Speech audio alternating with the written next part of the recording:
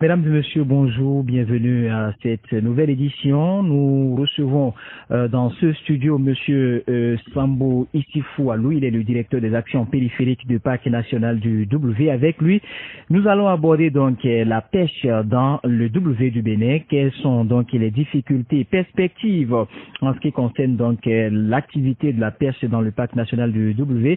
Mais d'abord, monsieur Issifou Sambo Alou, bonjour. Bonjour, monsieur le journaliste. Merci d'avoir accepté notre invitation. Je vous en prie. Alors, d'entrée de jeu, on va chercher à savoir avec vous en quoi consistent les activités de conservation dans le parc national. Merci, monsieur le journaliste. Il faut d'abord dire que la conservation, c'est l'ensemble des mesures de gestion permettant une utilisation durable des ressources et des écosystèmes forestiers, y compris leur protection, entretien, restauration et amélioration.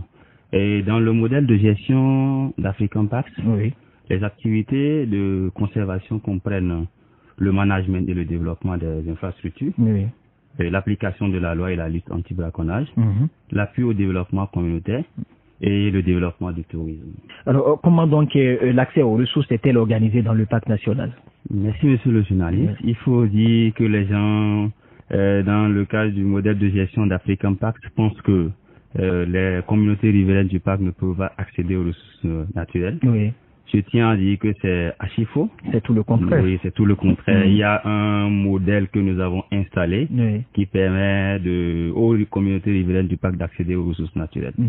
Et donc, pour avoir accédé aux ressources naturelles du parc W, ça peut être aussi des services culturels ou culturels. Il faut d'abord adresser une demande à la direction du parc. Et la fiche est disponible auprès des animateurs communautaires. C'est ces animateurs qui aident à renseigner cette fiche. Bien sûr, avec l'appui des avigrefs.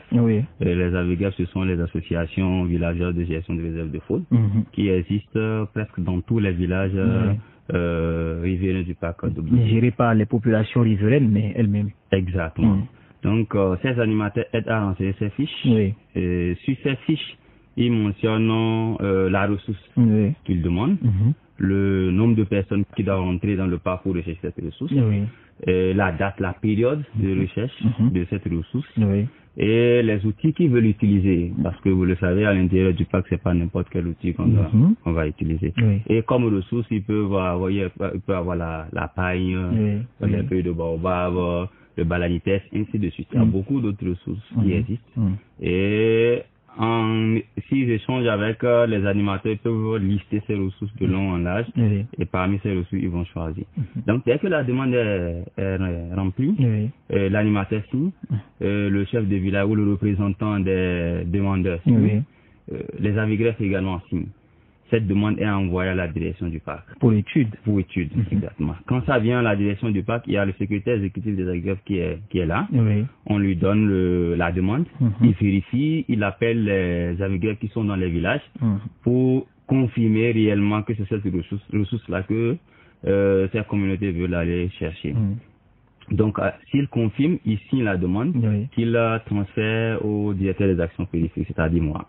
Donc, je reçois également, je fais mes différentes vérifications, je signe et j'envoie la demande au directeur.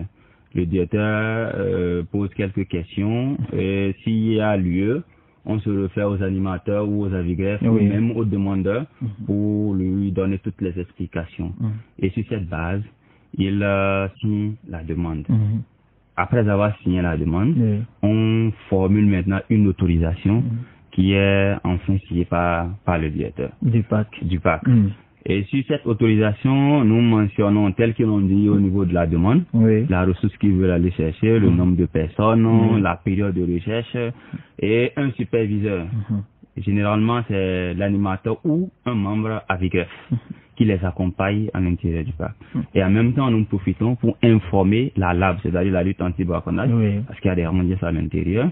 Ils ont une copie et ils restent dans la zone pour les accompagner, parce qu'il peut y avoir des animaux sauvages. Donc, on leur donne quelques consignes et ces rondiers, ça reste à côté d'eux pour les accompagner. Voilà un peu la procédure pour avoir accès au parc et rechercher des ressources naturelles. Vous avez parlé tout à l'heure donc des outils de collecte que ces personnes-là doivent avoir. Quels sont ces outils? Il faut parler avec une arme. Exactement. Oui. Quelqu'un qui demande de la paille, il ne peut pas garder une arme. Quelqu'un qui veut rechercher du bois, il ne doit pas garder une arme. Donc, en fonction de la ressource quand même, ou vous demandez, vous voulez organiser une cérémonie à l'intérieur du parc, vous n'avez pas besoin de coupe-coupe ou de fusil, de machette, ainsi de suite. Vous allez seulement pour une prière, on peut comprendre. Vous amenez peut-être un coq, un mouton, ainsi de suite. On peut comprendre. Mais vous n'avez pas le droit de garder des armes. En tout cas, il y a des consignes qui sont claires. Et si la demande est formulée, nous allons rentrer en détail pour expliquer à ces personnes-là tout ce qu'il ne faut pas garder avant d'aller en On va y en venir en tout cas. Et quel est alors donc le rôle du parc dans la gestion des ressources halieutiques? Effectivement, à l'intérieur du parc, il y a des ressources halieutiques. Et ces ressources, le parc d'abord se charge de suivre ces ressources halieutiques. Mais afin d'améliorer l'accès des riverains aux protéines d'origine aquatique et améliorer également l'économie, parce que quand ces riverains vont à l'intérieur et ils pêchent, le surplus est souvent vendu. Le parc autorise les communautés à aller pêcher tout en respectant les règles pour une utilisation durable des ressources. Parce que si on autorise sans règles, ce serait un peu de l'anarchie. Tout le monde pourrait y aller pêcher comme il veut. Voilà, exactement. Et les espèces qui sont protégées, les gens peuvent exagérer. Voilà. Il fut un temps où vous aviez donc ouvert une saison de pêche, mais par la suite, la saison a été suspendue. Quelles en sont donc les véritables raisons? Effectivement, j'ai dit le parc, on peut autoriser. Donc, on a fait un essai l'année passée, en 2020. Mais malheureusement, les acteurs, les pêcheurs n'ont pas respecté les règles que vous leur avez imposées. Et donc, on avait dit qu'il ne doit pas dépasser des zones. On a défini ensemble des zones de pêche qu'il ne doit pas dépasser. Mais malheureusement, quand nous leur avons donné des autorisations, ils ont dépassé ces différentes zones.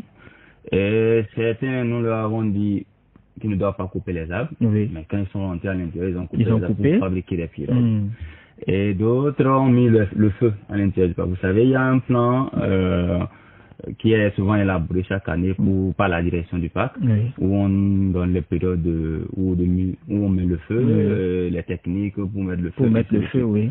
Donc, une tierce personne ne peut pas rentrer à l'intérieur du parc et mettre le feu. Mais ces personnes-là, quand ils sont rentrés, ils ont mis le feu, ça a calciné beaucoup d'arbres. Ça a endommagé, Et nous leur avons dit qu'ils ne doivent pas pêcher la nuit. Mais malheureusement, on a constaté au cours des surveillances que ceux-là ont fait la pêche la nuit. Ils nous disent même que c'est la nuit que c'est plus facile à faire, que les poissons sont faciles à attraper dans la nuit. Voilà, dans la nuit. Mais nous, nos règles disent qu'ils ne doivent pas pêcher la nuit. Enfin. Et ils ont laissé certains braconniers s'infiltrer parmi eux. Donc, au lieu d'aller pêcher, ils sont allés faire autre chose. On a attrapé certaines personnes qui ont tué des animaux, alors que c'est absolument interdit.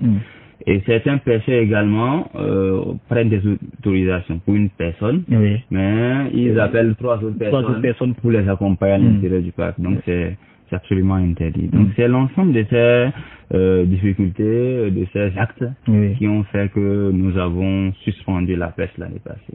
Alors vous êtes au service de la population riveraine du parc national de W également.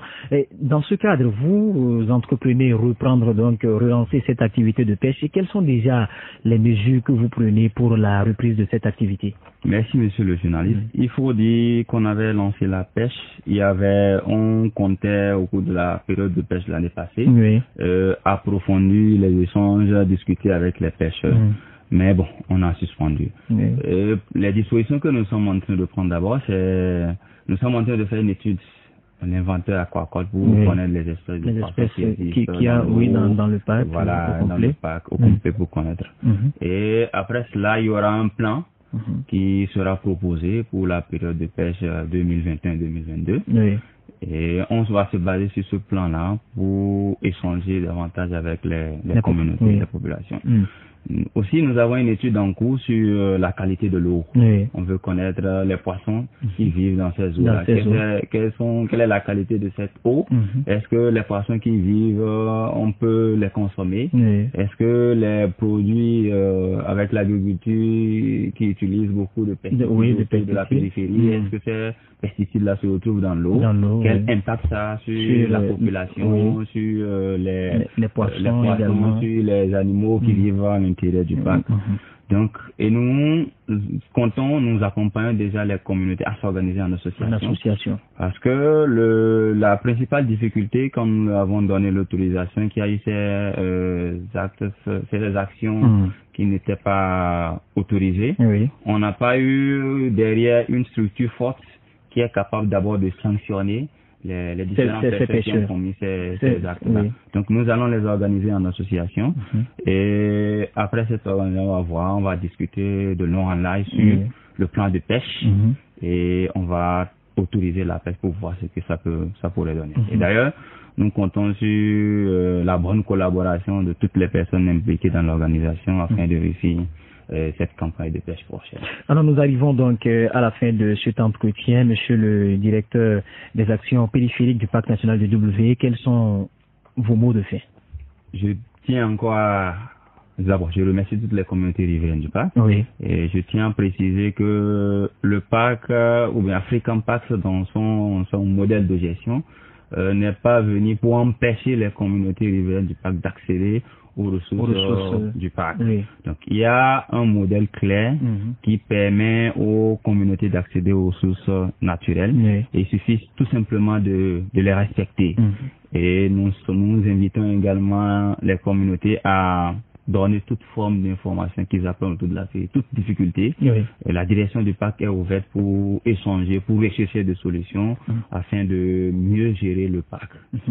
Merci, Monsieur Issifou Sambou Alou, d'être passé dans nos studios. Je vous remercie. Merci également à vous, chers auditeurs, de nous avoir suivis. C'est donc terminé pour le deuxième entretien de ce jour, réservé donc à la pêche dans le Parc national du W. Avec le directeur des actions périphériques du parc, nous avions parlé des difficultés, des perspectives en ce qui concerne la pêche dans le Parc national du W. On se retrouve donc la prochaine fois pour débattre d'un autre thème ayant trait, bien évidemment, aux activités, surtout aux populations riveraines du Parc national du W. Bonne suite d'écoute de nos programmes. À tout à l'heure.